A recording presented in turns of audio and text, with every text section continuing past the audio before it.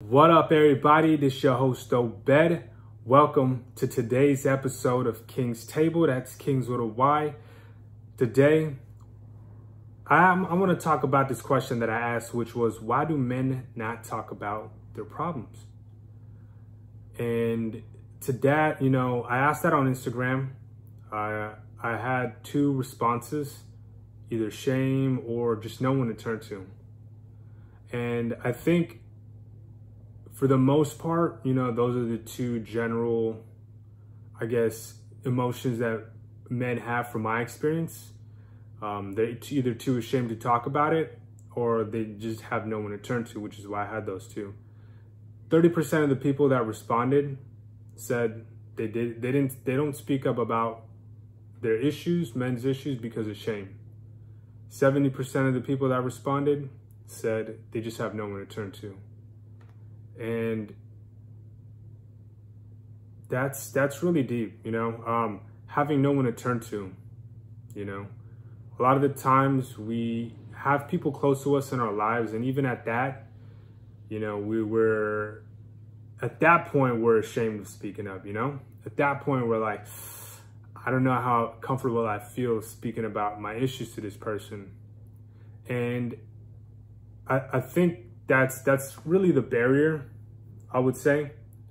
Now, when it comes to growing from this and actually speaking up about your problems, the first thing is to acknowledge it. Just acknowledge that there is something wrong that happened to you, that's happening with you, that you want to talk about, right?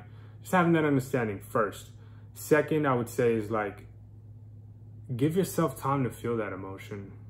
Understand it a little bit. Understand what that is and then where it's coming from, And this is how you would do it by yourself if you have no one to turn to, or you're too ashamed to speak to people that you have in your life, right?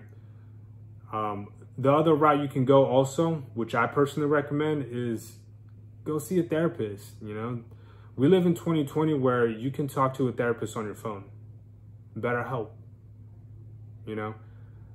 There's avenues, there's ways to speak, and I think